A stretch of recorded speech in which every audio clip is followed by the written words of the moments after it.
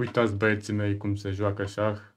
Am mutat aici la I4, după care băiatul a mutat la I5 probabil. Dar nu mă uitați-vă, gen aici am greșit într-adevăr, pentru că nu trebuia să iau pion. Dar nici nu știu ce mutare puteam să fac. Probabil trebuia să mă duc cu calul să iau așa, după care el venea cu calul în partea asta, eu luam așa, după ce el așa, luam și eu așa. Ăsta probabil lua pion. Și tot era un fel de egalitate, ca să zic așa, dar în schimb... nu. Ups. Uite acum. Am luat calul și el mi-a luat pionul și tot egalitatea aparent. Aici am vrut să mă duc, cam la apărarea nebun, să mă duc să-i dau mat, băiatul și-a dat seama. El și-a pus regina aici, din câte pot să vezi. M-am dus cu pionul. Mi-a luat pionul, blestem pe ornitoricul pentru că am găsit din nou. Dar nu de data asta.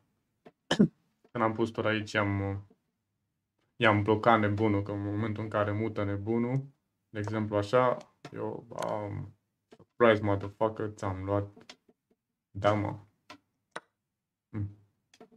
Ups. Dacă se întâmpla asta, merge în jur în rău.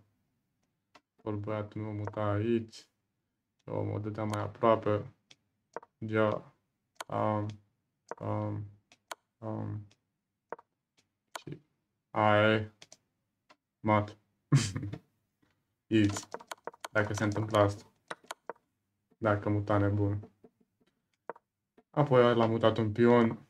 Eu am vrut să mă duc cu calul aici ca să îi ameninț dama și tura. El și-a dat seama că vreau să fac treaba asta, dar nu știa că eu sunt mai intelect ca el, așa că am mutat dama aici. Am mutat dama aici ca să-mi amenințe calul. Eu mi-am apărat căruțul, că vorba aia, nu merge căruța fără cal. El probabil voia să dea aici șah, da, șah, pardon, să-mi amenințe ambele ture, să-mi ia tura. Eu, băiat intelect, am băgat pionul aici ca să nu mai pot să mute nebunul, să își ia la revedere de la nebun.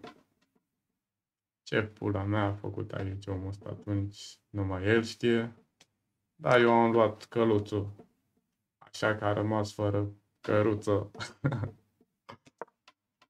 El și-a făcut loc la nebun.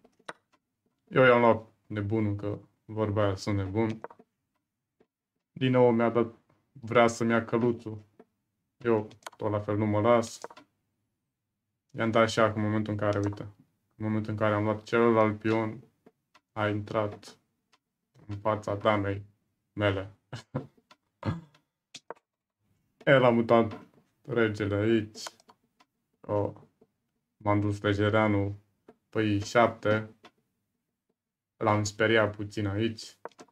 Și mare greșeală că trebuia să duc în partea asta. Dar cât să până ai cât să fă, oricum nu aveam unde să se ducă. Și te-am pupat văruțul că ți-a picat regele.